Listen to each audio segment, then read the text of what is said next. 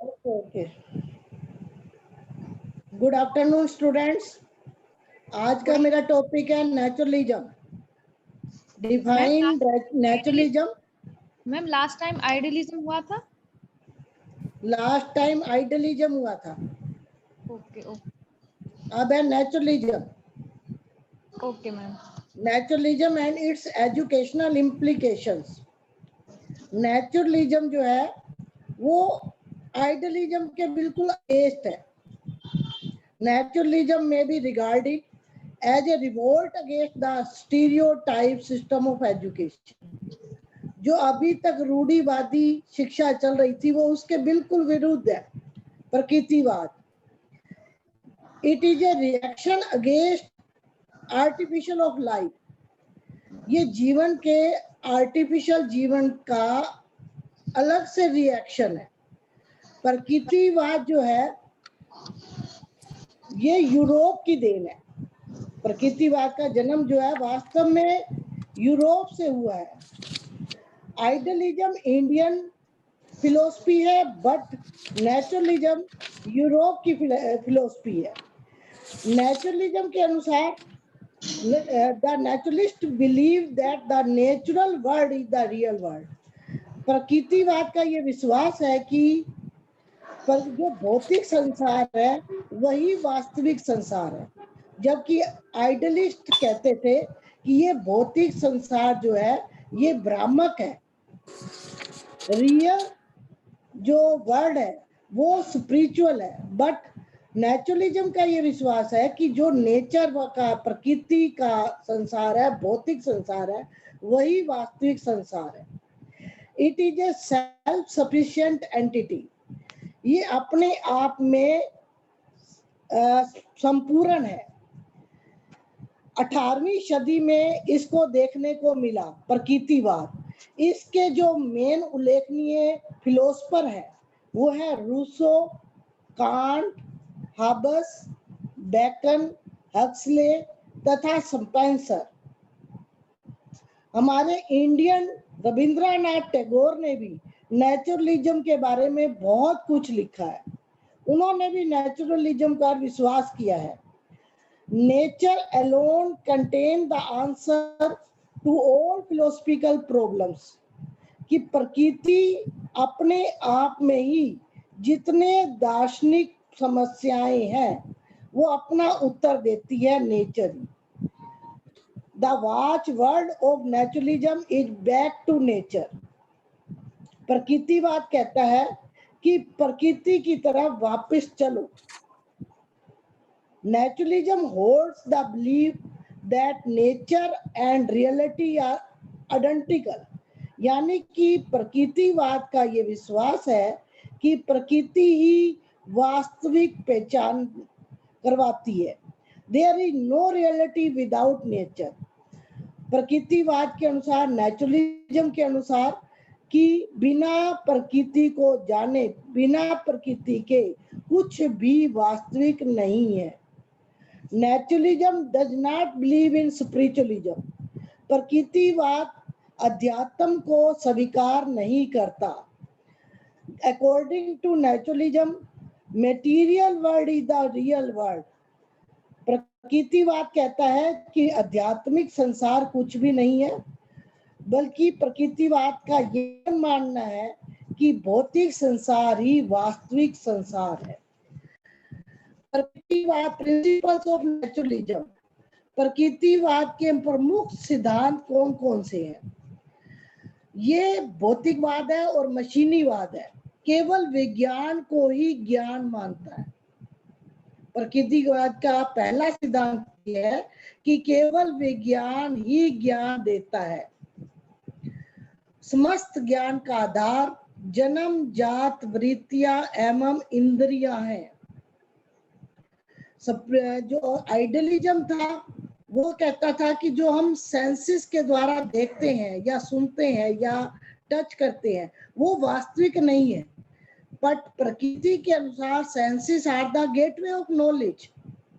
जो हम ज्ञान इंद्रियों के द्वारा ज्ञान प्राप्त करते हैं, रियल वही है। संसार एक बड़ी मशीन है। मैंने बताया ना कि ये भौतिक और मशीनीकरण पर विश्वास करता है। वो कहता है कि ये संसार एक बड़ी मशीन है। तो इसकी वास्तविकता की व्याख्या जो है वो प्राकृतिक विज्ञानों द्वारा होती है। ज्ञान और सत्य का आधार वो ये मानते हैं कि इंद्रियों का अनुभव है। जो हम इंद्रियों के द्वारा, ज्ञान इंद्रियों के द्वारा, सेंसेस के द्वारा जो एक्सपीरियंस प्राप्त करते हैं वही सत्य है, वही ज्ञान है।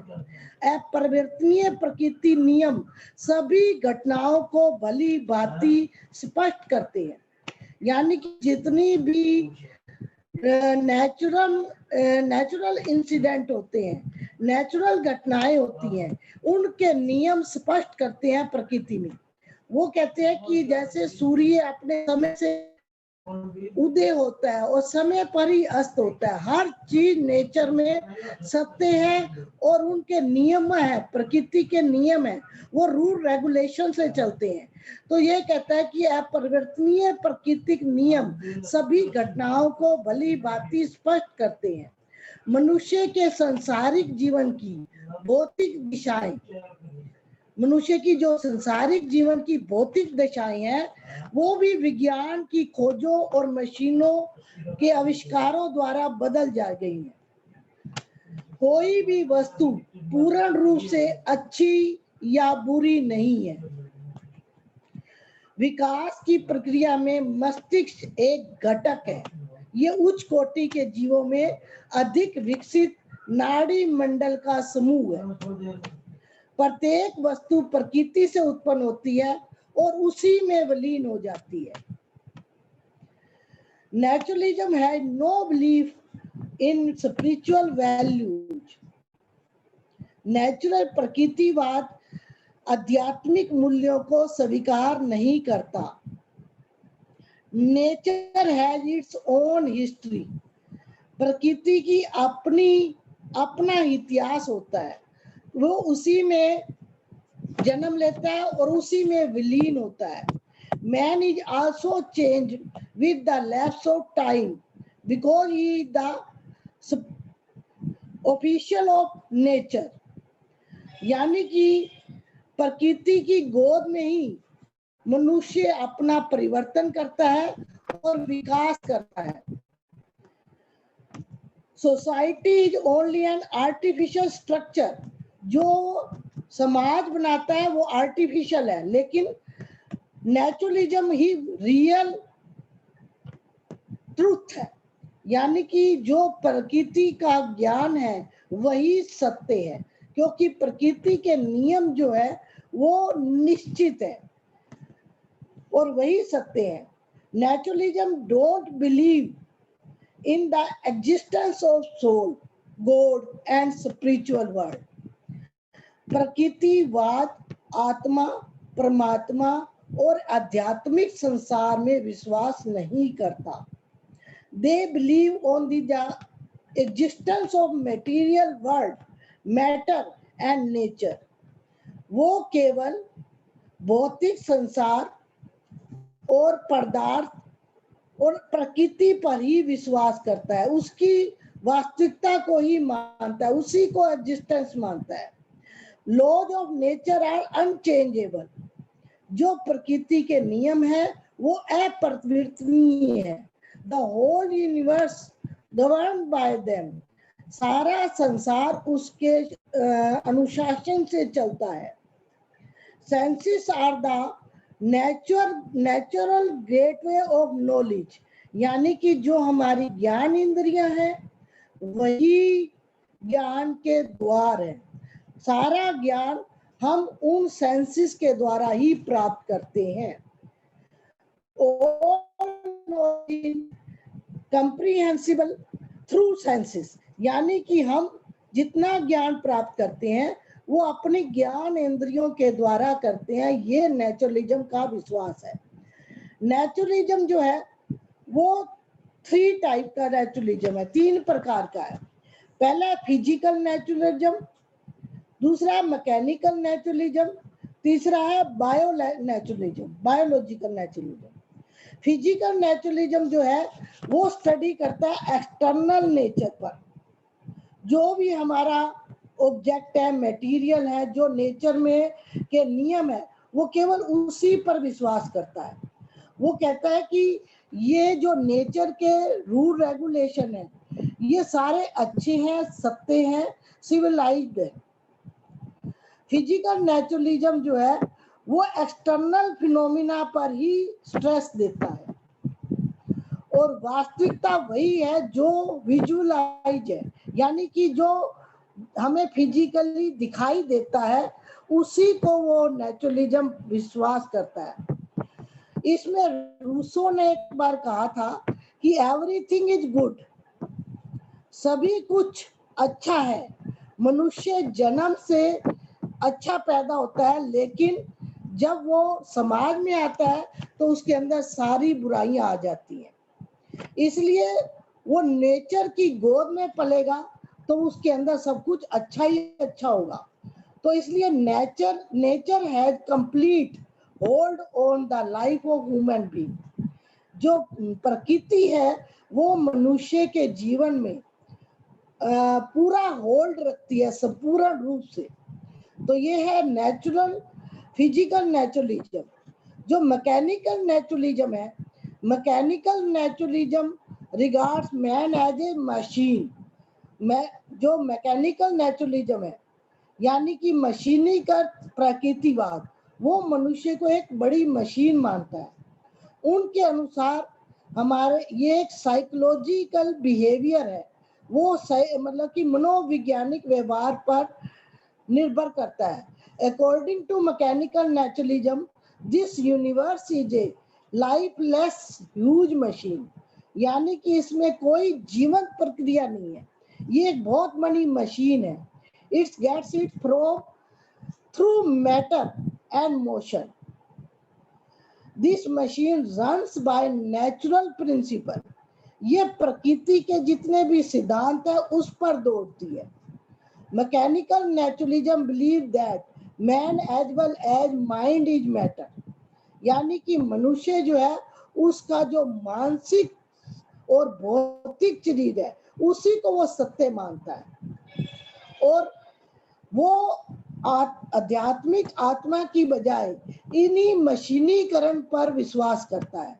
Science is the only dependable method of knowledge, यानी कि प्रकृति ही केवल विज्ञान ही ज्ञान देता है। उनका ये मानना है कि वो विज्ञान जो है वही केवल ज्ञान देता है। संसार एक बड़ी मशीन है, वास्तविकता की व्याख्या प्राकृतिक विज्ञानों द्वारा होती है। ज्ञान और सत्य का जो आधार है वो इंद्रियों का अनुभव है। अपरिवर्तनीय प्रकृति नियम सभी घटनाओं का भली भांति स्पष्टीकरण करते हैं। अब तीसरा जो है वो है बायोलॉजिकल नेचुरलिज्म। ये डार्विन ने इस पर बिलीव किया था कि बायोलॉजिकल जो नेचुरलिस्ट है believe that the life is dynamic, जो जीवन है वो गतिशील है, ever changing and ever developing. ये हमेशा परिवर्तनशील है और हमेशा विकसित होता रहता है। इट नीड्स कंस्टेंट एडजस्टमेंट, ये अपने आप को समायोजित भी करता है, यानी कि ये अपने आप को सर्वाइवल करने के लिए डिपेंड होता है अपॉन द एडजस्टमेंट, यानी कि ये एडजस्टमेंट भी करता रहता है। उन्होंने कहा है कि मनुष्य जो है वो इस प्रकृति का सबसे उत्तम पशु है, ये बायोलॉजिकल मानता है।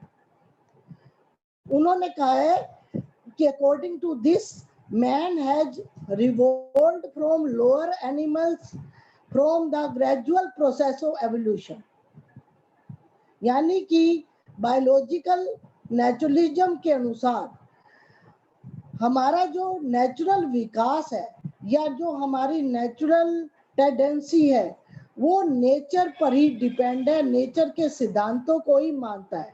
Adaptation of environment, struggle for existence और सर्वाइवल फॉर द फिटेस्ट। यानी कि हम इसी वातावरण से ही अपने आप को समायोजित करते हैं और इसी के एग्जिस्टेंस से हम अपना संघर्ष करते हैं और इसी से हम अपना जीवन कार्य करते हैं। तो वो नेचर को ही सबसे बड़ी चीज मानते हैं। अब है कि it's naturalism educational implication. Nature के अनुसार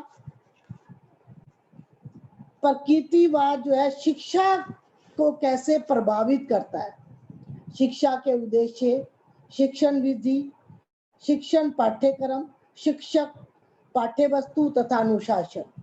प्रकृतिवाद नेचुरलिज्म के अनुसार कैसा है? मैंने पहले भी बताया कि नेचुरलिज्म जो है theory as well as practical education. Naturalism जो है वो स्टीरियोटाइप एजुकेशन को नहीं मानता, रूढ़िवादी शिक्षा को पर विश्वास नहीं करता, आध्यात्मिकता या आत्मा या आदर्शवाद पर विश्वास नहीं करता। नेचुरलिज्म जो है वो केवल कहता है कि बच्चे को पैदा होते ही नेचर की गोद में छोड़ दो। उसके लिए नेचुरलिज्म के लिए एजुकेशन में no place for classroom, no text books, no time table and no formal examination. यानी कि नेचुरलिज्म के अनुसार कोई क्लासरूम की बाउंड्री नहीं होनी चाहिए, कोई बुकिश नॉलेज नहीं होनी चाहिए, कोई टाइम टेबल पर फिक्स नहीं होना चाहिए और कोई औपचारिक शिक्षा नहीं होनी चाहिए, बल्कि स्टूडेंट बच्चा जो है वो केवल नेचर की गोद में ही सब कुछ सीखता है। उनके नहीं है, उसका कोई स्कोप नहीं है। एक मिनट के लिए मैं थोड़ा रुकना चाहती हूँ, राहुल सर का फोन आ रहा है।